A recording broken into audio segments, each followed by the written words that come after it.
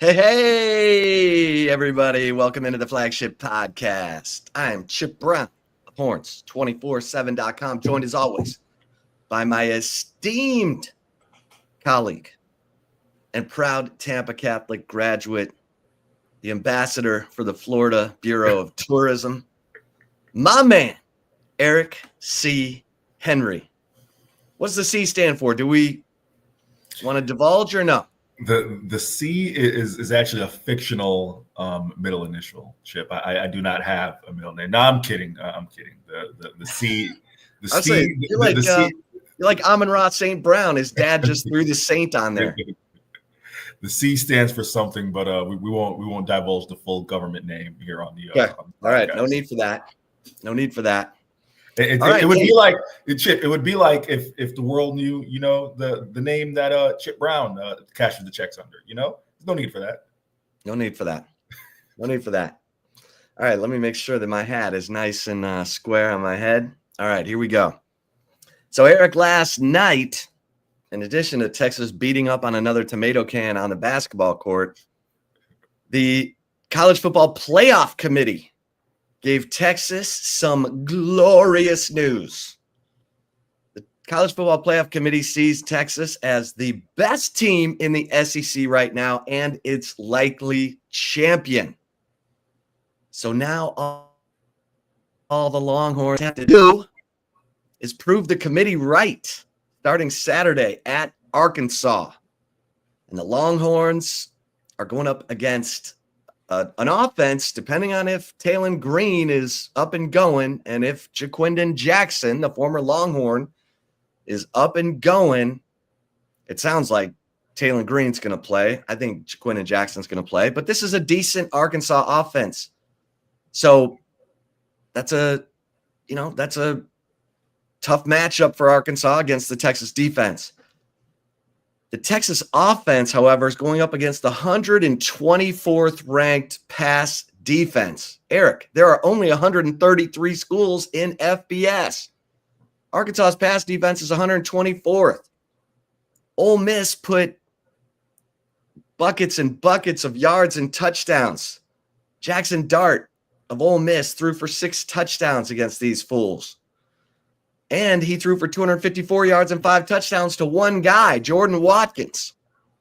Your thoughts? Chip, my thoughts. When I took a look at the final 4 games of Texas' schedule, I wrote about this for the site, talked about the pass game for Texas and how it's really going to need to be in sync over the last 4 weeks because they're going to face 3 pass defenses. This was entering the Florida week, and they'd faced 3 pass defenses that were ranked amongst the bottom half of FBS football. Florida was ranked 68th out of, as you mentioned, 133 FBS teams. Arkansas ranked 23rd, 124 out of 133 FBS teams. And Texas A&M also near the bottom third. 93rd. There we go, 93rd in pass defense. What that says to me, Chip, is there are going to be opportunities. It's the reason why Steve Sarkisian has said now twice that he believes his team's getting ready to go on a real heater in the month of November. Well, when you take a look at those pass defenses and you take a look at the way Texas wants to play football, that would provide all the confidence in the world that my offense is, in fact, getting ready to go on a heater. What encouraged me the most coming out of Florida's game, we talked about this in our Instant Reaction podcast, was Texas's formula, the game plan that Steve Sarkisian talked about this year, early in the year, which is trying to get ahead, trying to play with the lead, which allows for your defense to go out and do some things, maybe play, a little extra aggressively in terms of forcing turnovers and things of that nature, and then allowing your run game to close it out, Chip. And that formula came to fruition. Now, you referenced the Texas basketball team playing some tomato cans. I don't want to quite say the Gators are a tomato can. However, in the SEC, they might be one of the SEC's versions of a tomato can, leaving a lot to be desired. You would think that there's going to be a bit of a stronger test, especially offensively, Chip. You talk about Talon Green. When he's right, he's a Q I've seen. First off, I'll tell you right now, I thought he got a raw deal at Boise State. Now, granted, that deal has worked out for Spencer Danielson because he just decided he's going to ride Ashton Genty till the cows come home, right? But Taylon Green was a very productive quarterback at Boise State. He's the guy who, I'm forgetting the former Boise State quarterback, Hank Bachmeier. Taylon Green ran Hank Bachmeier out of Boise State, someone who was a 4-star prospect of his own because of how good he was as a prospect, right? So a very legit dual threat. I would say much more of a athletic dual threat than a KJ Jefferson type, who of course was the last quarterback Texas saw when they went to Fayetteville. So it's going to be a test. It's going to be a challenge. Certainly Arkansas, a much more potent offensive team than the Florida Gators, especially with Aiden Warner. But I feel really confident, and I would feel really confident if I were a Horns fan heading into Saturday, just based on the trajectory where this offense is heading, going up against an Arkansas defense that is shaky in some areas. Yeah, I mean, this college football playoff committee puts Texas at number 3, the highest ranked SEC team in the rankings. And I don't know that I can say Texas is the best team in the SEC right now. I mean, Ole Miss is playing crazy good football, starting with the win that they had at Arkansas, Eric. I mean, Jackson Dart, who leads the nation in pass efficiency, threw for 6 touchdowns, 500+ yards. Again, 5 touchdowns to one guy, Jordan Watkins. And Ole Miss steamrolled Arkansas 63-31. And it wasn't even that close. They gave up some points in garbage time, but this thing was out of hand at halftime. That's what needs to happen Saturday for sure.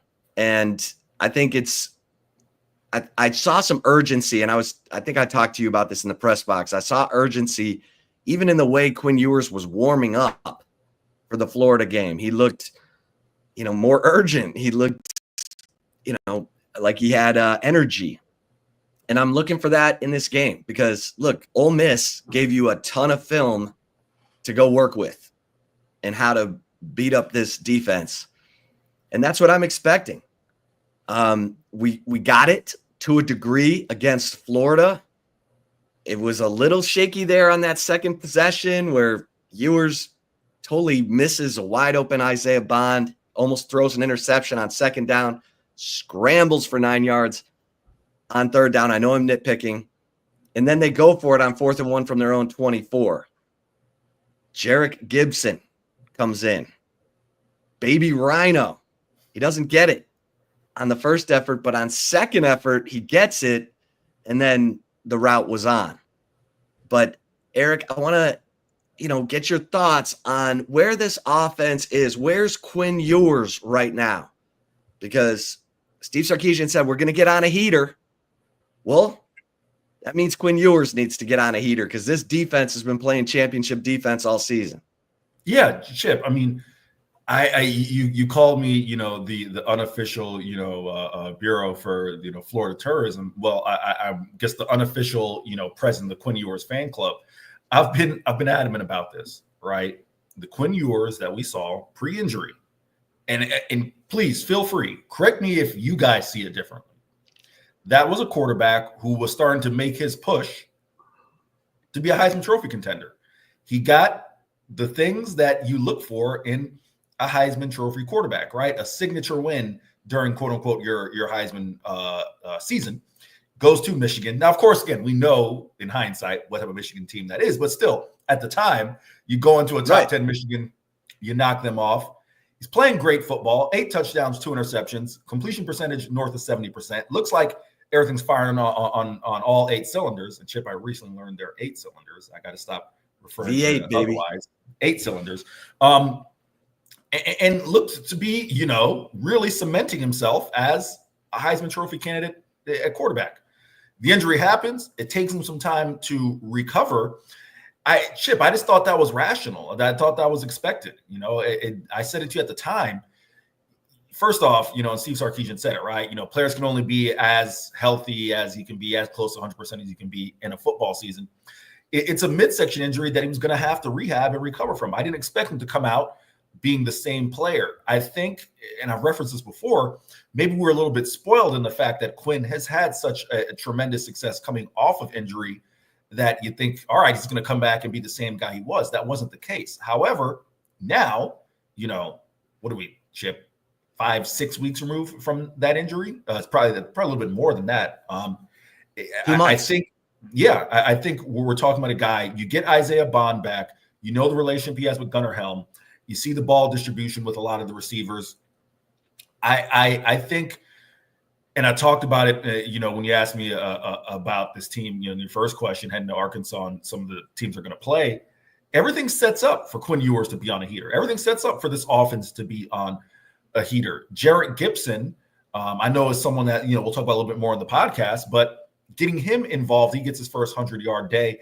If you can just find ways, Chip, Jaden Blue is an excellent receiver out of the backfield. We talked about ad nauseum. I know I wrote about it, I think, twice last week, the short and shallow screen passing game of Texas, being able to utilize that with a guy like Jaden Blue. Quintraven Wiesner, all the guys kind of find that is the Texas running game in the first half of games, right, Eric? It is the screen game and the short and shallow passing game is what you would say the extension of the run game. Well, it is their run game in the first half, and if it allows them to play the way they did, yeah, I think you have to feel really optimistic and really confident about the direction this offense is heading. And the last thing I'll say before I pass it back to you is, it still wasn't necessarily the cleanest game from a penalty perspective. They did much better than they had in the past few weeks. But, Chip, that was a major impediment when you took a look at, especially the Georgia game and some of the issues they had. We're committing way too many offensive penalties that were taking back positive plays, putting them in unfavorable down and distance situations. So you clean those things up as well. Yeah, Chip, I'm on board by saying that I believe the trajectory of this offense is really heading in the right direction. And a large part of that is Quinn Ewers' health. And I think what you saw on Saturday, does it going to look like 5 touchdowns and making it look that easy? Maybe not. But I think it's fair to expect 80 to 85 to 90% of the Quinn Ewers you saw before the injury to expect that throughout the rest of the season, however long Texas's regular season and postseason is. Yeah. And this whole season is set up for Texas because they ran into one team. Now, A&M might be another, and Kentucky might be another. If you can disrupt Texas's short and that screen game, that short passing game, like Georgia did, Texas has shown they can't really run it until they have a lead. It's not good. And so, that's where I'm looking and I'm going to write about this some in the Insider. So everyone on this podcast right now listening in, make sure you tune into the Insider tomorrow morning because there are some flaws in the way that Texas is trying to execute its zone running game. And so Steve Sarkisian has to outfox the opposing defense. Quinn Ewers has to be sharp. Everybody has to be on to get this offense into rhythm in the short passing game to then open up the deeper stuff. And if you run into a team that's weak at corner or has exploitable players in the secondary, that plays into Steve Sarkisian's hands for sure. And Arkansas definitely has weaknesses in the secondary. So this should be a good day at the office for the Texas Longhorns. If it isn't, it's because they're back to committing penalties. They're back to self-inflicting wounds. They're turning the ball over. Maybe Arkansas gets a busted play for a touchdown. Because that's the thing, Eric. This Texas defense has been really solid. When the game's on the line, when the game's in doubt, the Texas defense has been very, very stingy. They've not given up the big play that allows a team to kind of, get that energy, get confidence, and get back into the game. They also have not had to play South Carolina. They've also not had to play Ole Miss. They've also not had to play Tennessee. Some of the teams with the best defensive fronts, along with Georgia in the SEC. So things have totally broken their way. All this conversation about Texas hasn't played anybody. They don't have a win over a ranked team. The committee doesn't care. The committee loves Texas. The committee thinks Texas is the best team in the SEC. You got to keep proving them right. Don't give them a reason to move you down.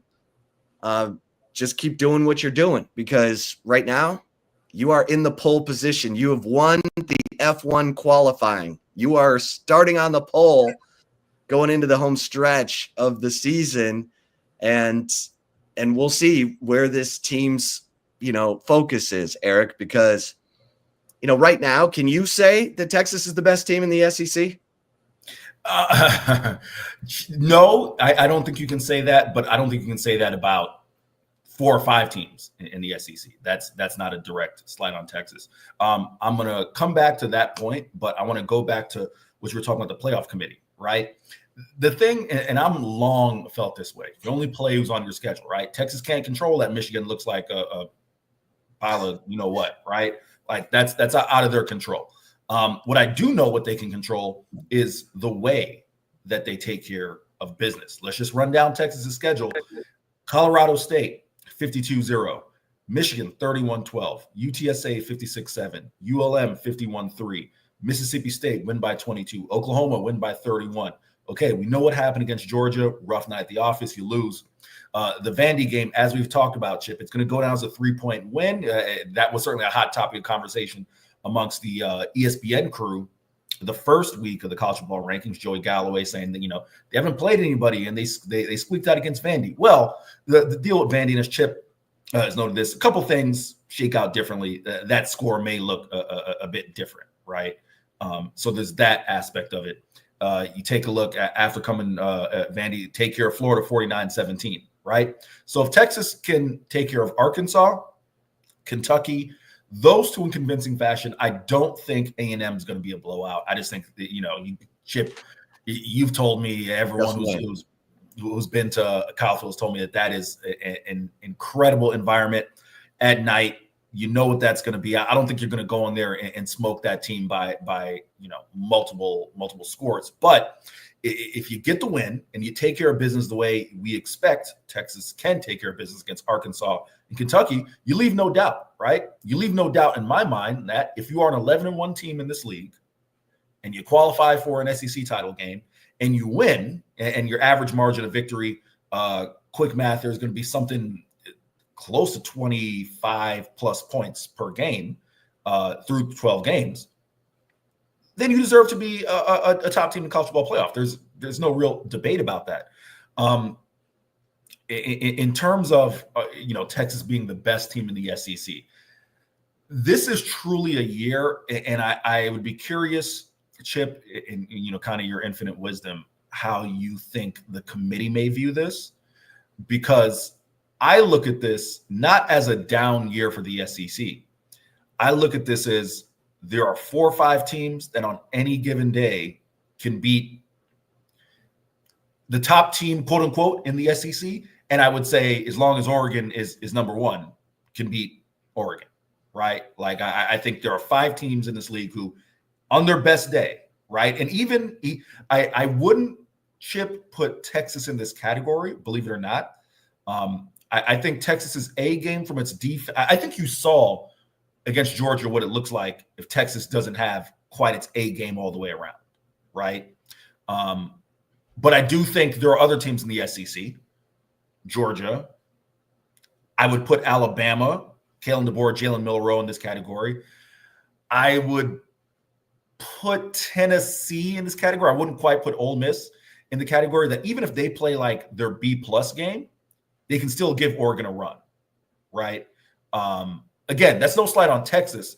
It's because Texas's offense, when we haven't seen the A game, like Chip, it's looked bad, right? Like that was Georgia. That was the first half against Georgia, right? So that's the only reason I'll put Texas in that category. But I'm saying all that to say, I think what you're seeing as far as kind of the back and forth in the SEC is more to do with parity and how good each team is, and less of, all right, well, someone's got to step up and win the league. I don't think it's that at all. But I'm curious how you think the perception of that will kind of be in the CFP committee. Well, in my mind, you got to have a quarterback and you got to have a defense. And Jalen Milroe is playing unbelievable football right now. His 185 yards rushing against LSU ran the Tigers out of Tiger Stadium. Jackson Dart is leading the nation in pass efficiency. That dude is humming. And anyone who thinks that Ole Miss isn't kind of getting on a heater of their own is missing it. They lead the nation in sacks with 46. I think Texas has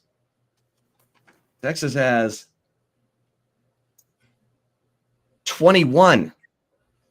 Ole Miss has 46 sacks. Like they can wreck that short passing game.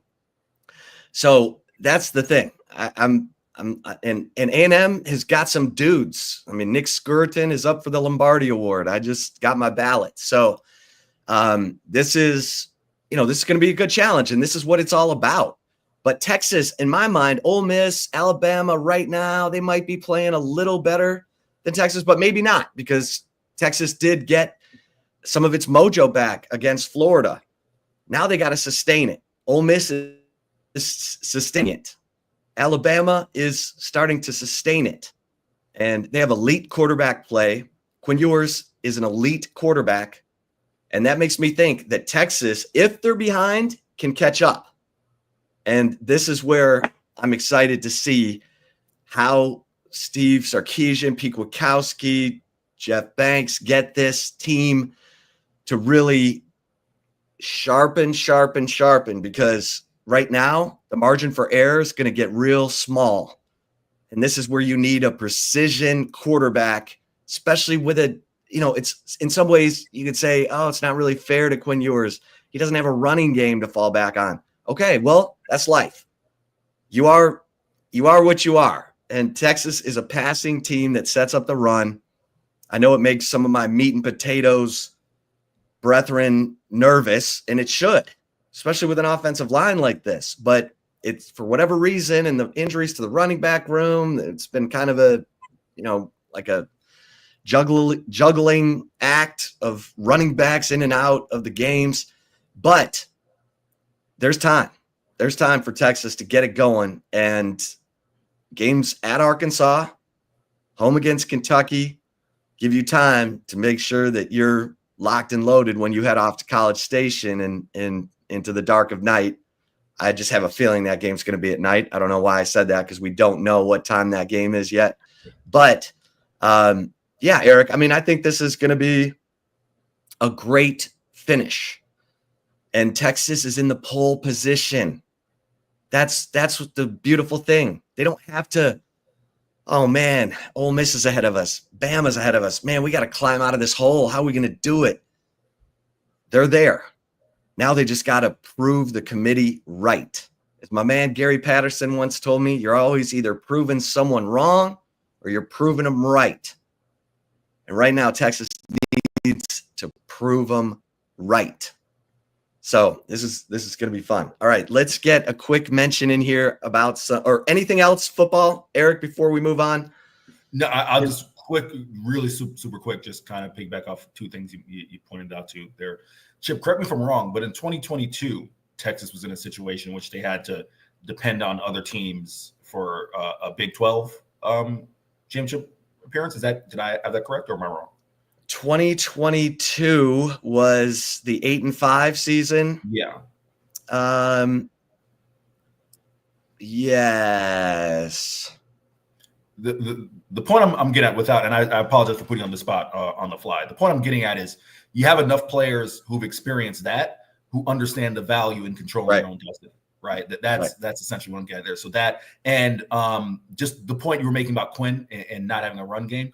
Well, Chip, I'd argue, and of course we'll never know, it's a hypothetical, but I would argue that the offense would have looked more or less like this even had CJ Baxter not gone down, because it seemed when you bring in all of the weapons that you do, that the ball was going to be in Quinn Ewers' hands more and more. Again, I'm not saying that, it would have been exactly the same, because obviously CJ's a talented back, but to those who say, oh man, we're so heavily dependent upon the pass. Well, I'd venture to say that this was the game plan all along. Maybe not to this extent, but I think if, especially Chip, being around, and you were there, around the team in fall, the offense was going to look some semblance of this regardless.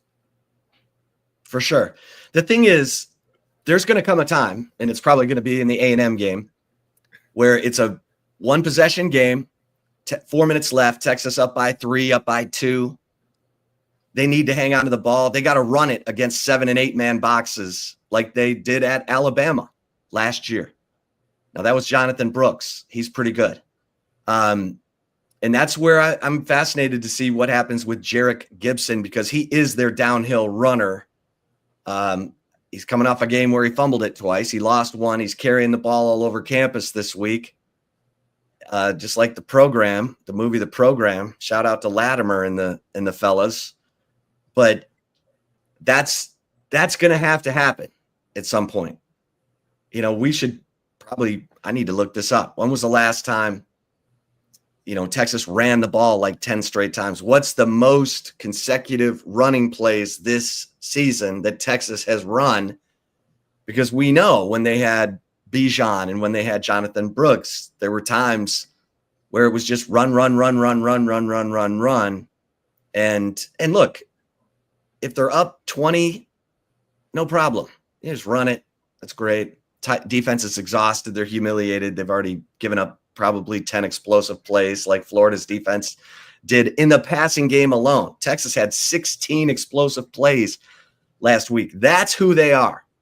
So all 5 of Quinn Ewers' touchdown passes were explosive play passes. Now, some of them were catch and runs, but they were all, 22 to 50 yards long. So this is where I think we gotta see, how does Texas handle being in a close one possession game? Can they run it to kill the clock? Those kinds of things. So it's this team's got it. They've got the goods. They got the talent, and Steve Sarkisian's been in his bag. So let's see how Texas looks here in these next couple of weeks heading into College Station. All right. No, go ahead. I'm sorry. Well, I was just going to tee you up for some basketball because Eric and I were at the Moody Center last night for some Texas Chicago State. And this was a chance for all the walk-ons to get some quality PT there, Eric. But what stands out to you, Eric, about this team? We know Trey Johnson can light it up. That's great. But I like Jamie Vincent. I like the way he looks. Arthur Kaluma looks like he's trying to do too much right now. Give me your thoughts on, where this team is here in the prenatal stages. I'm going to come to Arthur Kaluma in a second. I will shout out Chris Bennett, Chip, who says he hasn't listened to Chip this early in years. Glad to have Chip Brown in the morning. Stan's dad, proud Tampa Catholic graduate. I appreciate that. No place like Rome and Armenia in the heart of Tampa, Florida, the Crusaders. I laughed because you said I laughed because you said it seems like Arthur Kaluma was trying to do too much. Rodney Terry said in his post game, and I should qualify this for anyone who hasn't, had a chance to listen to RT. Like, RT is verbose, and you never can't be mad at a coach who's going to be verbose. But sometimes RT's brand of verbose can border on hyperbole at times. And Arthur Kaluma said after the Houston Christian game, that's what we want from Arthur. We want to be 10-10-10. It's like, well, 10. Oh, when did Texas sign Russell Westbrook? and I missed it, or so when he said Arthur Kaluma doing too much, the 10-10-10, that he did too little, Chip. He's not doing enough, because I think what Rodney Terry meant is that he wants him to be a guy who can facilitate the offense, and not facilitate the offense, but affect offense in many ways, affect the game in many ways. And that came out as 10-10. And Texas had just signed Magic Johnson, and we didn't know it. So that made me laugh, Chip. What do I make of first off, Houston Christian, Chicago State? For anyone not familiar, I mean, you want to talk about a program that struggled for a long time. Listeners of this podcast know I went to grad school in Chicago. They had like 8 years that they didn't win double-digit games. The last 2 years at Chicago State has won double-digit games. When I was in Chicago, they had years of going like 4-27. All right, so for everything that you enjoyed, and Chip, I don't know if you ever played. I mean, Chip, you're a great tennis player, and now I don't know if there's an equivalent in tennis of being a pickup tennis game that you're just overmatched someone else. But I know what it's like to play a pickup basketball game, and you're running the game, and it's like, oh man, we're just better than these guys. There was a moment in the Chicago State game in which Julian Larry, you still were in the house, Jordan Pope, stole the ball from Chicago State's guard, threw the alley-oop off the glass to Trey Johnson. The next possession, Chicago State misses it. Julian Larry's pushing the ball up court. He passed it to Trey Johnson. He's saying, shoot that thing. Shoot that thing. And Trey Johnson pulls up from three, splash. Like, that's just a moment when you know, like, all right, we're just toying with these guys. So you can't take too much away from the Chicago State game. However, what has impressed me in the two non-conference wins, Chip, there was never a point in time last year in which it truly felt like there were 5, 6, 7 guys truly capable of scoring double digits. You know, the guys who did it outside of Max Abmas and Dylan Dessou, those seem more like inconsistent blips on the trend, blips on the radar, not necessarily trends, right? Just take a look at all these guys' history. Arthur Kaluma's been a double-digit scorer. Jordan Pope's been a double-digit scorer. Jason Kent has been a double-digit scorer. Julian Larry, true point guard. You can see it, the way he facilitates, runs the offense, right? So that's encouraging, and just how good they've looked without Tremont Mark, right, in the two non-conference games, at least leads me to believe that what we're seeing isn't fool's gold, and there's something to build off of this. So I think, to your point, I'll tee you up on this. If you can get Jamie Vinson at least serviceable, that's additional depth in the front court that Texas could use. Because trust me, as much as a Zarek Onyema defender as I've been, you're not going to get 18 and 6 out of Big Z every night. All right. So if you can get more of that front court going, even better. And Caden Shedrick looks healthy. So those are kind of my big takeaways, Chip. Yeah. It's still coming into focus, but that's good news. What you just said, Eric, in that they can spread the scoring around. Last year, if you didn't get it from Max Abmas and you didn't get it from Dylan Dessou, you didn't know where it was coming from. And it could be, completely dependent on your defense to keep you in the game. So defensively, you like this team, or is it still very much a work in progress? Chip, it's hard for me to give you a confident assessment defensively, only because we haven't seen Mark. And remember, Mark is the guy who, that's the pedigree, played for Kelvin Sampson at Houston, the team that went to a Final Four, third team all defense. I want to see what he brings as far as that perimeter defense, right? Texas's length looked great, but again, Chicago State's tallest player that they were playing was like 6'8", right? So there were moments when you saw the length really smother the Cougars. But yeah, I'm encouraged by what I've seen defensively, but you can't really kind of give that full assessment in my mind until you get Mark. But you do feel confident, at least you got a bigger backcourt, right? And that helps, because teams took advantage of the 5'10" Max Abmas and the 5'11" Tyrese Hunter at times last year for sure. Yeah, and the women, man, they're so loaded. It's going to be really fun to watch, because you've got in their blitzing of their early round opponents, Southeast Missouri State, Taylor Jones was 8 of 8. And Kyla Oldacre, who replaced Taylor Jones at center, who's 6'6", Taylor Jones 6'4", Kyla Oldacre was 8 of 12, and had 21 and 14, and she is a presence down low. Now, we're not even talking about how great the guard play is for the Texas women. Layla Filia, the transfer from Michigan, didn't even play because she is nursing an injury. She should be in the lineup tonight for the Texas women.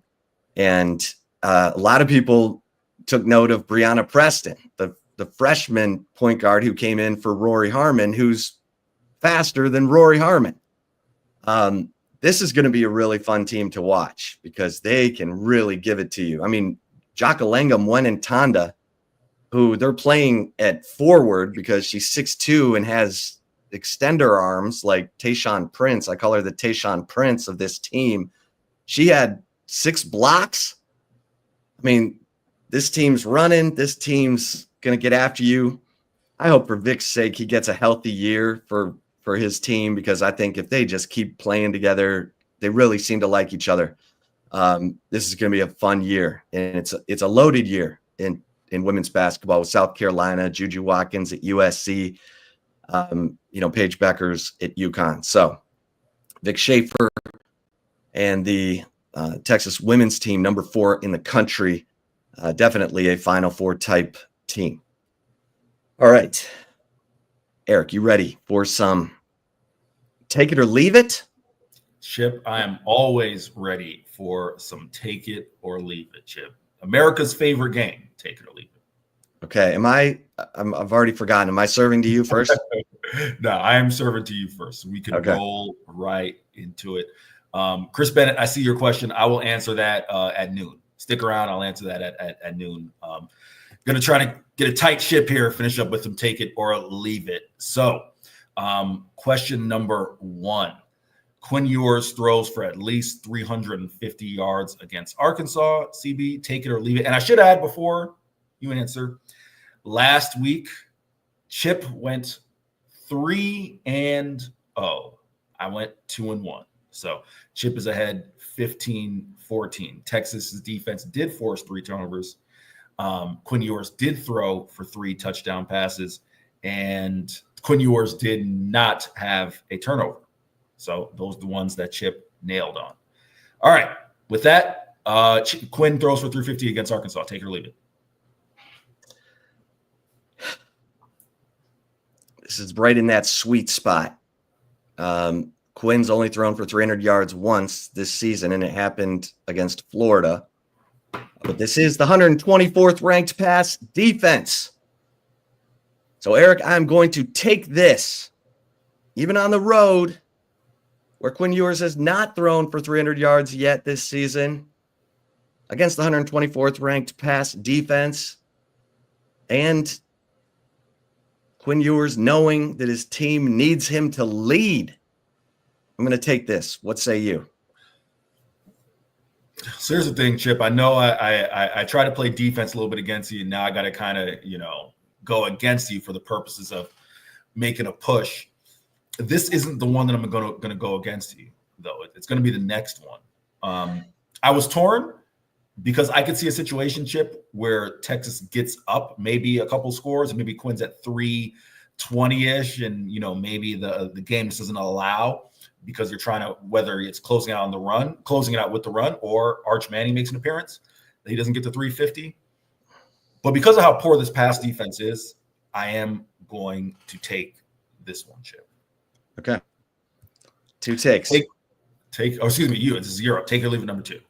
Okay, take it or leave it. Number 2, Quinn Ewers has at least 1 turnover against Arkansas. Eric, take it or leave it.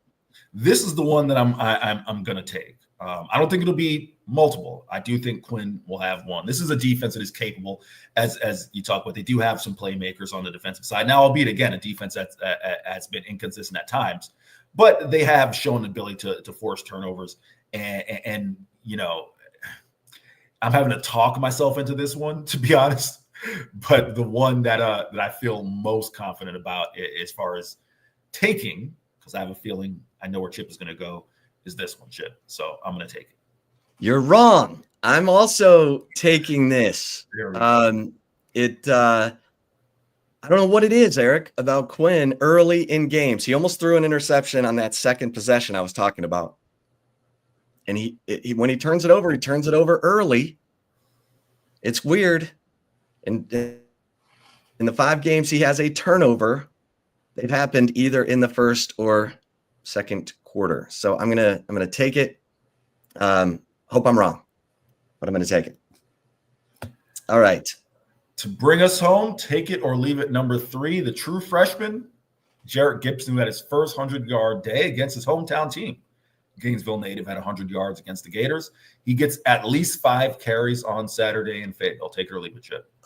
I'm taking this, Eric. I think they know that Jarrett Gibson is their downhill running back, and he played with fire. He had good fire. He had good passion when he scored that touchdown, that 14-yard touchdown run. He really was pumped about it. He just has that lean and that fall forward for 4 yards mentality. He gets it and he goes. He doesn't kind of size things up. He just gets it and he goes. I understand he's only had 5 carries in 3 games, but I'm going to take this one. How about you? Yeah, Chip. He's had let's say 5 carries. Yeah, in 4 games. I think I misspoke and said it was 3, but it's 4 games. It's actually the or Saturday made his 5th. He had 10 against Colorado State, 10 against Michigan, 13 against UTSA, 9 against UL Monroe, and then of course 16. Chip, he did finish with 100, right? So I'm looking at PFF credits him with 99. Yeah, I know Texas credits him with. Yeah, he had 100. 100 on the dot. Okay, on the dot. No, Chip, I'm going to take this. I think Jarrett Gibson is going to be a factor in this offense for the duration of this year. Does it necessarily look like 16 carries? Maybe not. But I do think Jarrett Gibson is a guy. His long, Chip, is there isn't one of these games where, as Steve Sarkisian said against Georgia, the flow of the game kind of got away from him. That's why Jaden Blue didn't get a carry, right? Don't anticipate that'll be the case against Arkansas. But as long as there aren't any weird games like that the rest of the year, I do believe that Jarrett Gibson will get at least 5 carries, Chip. All right, Eric, any closing thoughts? Closing thoughts for me. Well, how about this, Chip? How about this? Steve Sarkisian says this team's going to go on a heater, and I'm willing to predict, and I think I did predict this when we had this as a roundtable, but I'll say it here for the podcast audience. This team's going to go 3-0 down the stretch. They're going to finish 11-1, and we'll see you in Hotlanta. Hotlanta, December 7th, kids. All right, I like that. The College Football Playoff Committee agrees with you, Eric. They see Texas as the best team in the SEC right now and its projected champion. That's one heck of a vote of confidence, because that's the only vote of confidence you need right now. All right, everybody. Thanks for tuning in to this edition of the Flagship Podcast. Please like and subscribe to the Horns 24/7 YouTube channel, and feel free to give us a 5-star review wherever you listen to your podcasts, and make sure that you're an annual member at horns247.com. It's cheap. It's like really cheap. It's less than a couple of lattes that you probably buy every day. It's cheaper than that. So, and you get all the VIP intel on the team and the recruiting. You got signing day coming up. This is the time to be a member of horns247.com, because Texas is trending right now toward a top 5 recruiting class. We'll see if they get there. But become an annual member at horns247.com. For Eric Henry, I am Chip Brown. Stay safe and keep the faith.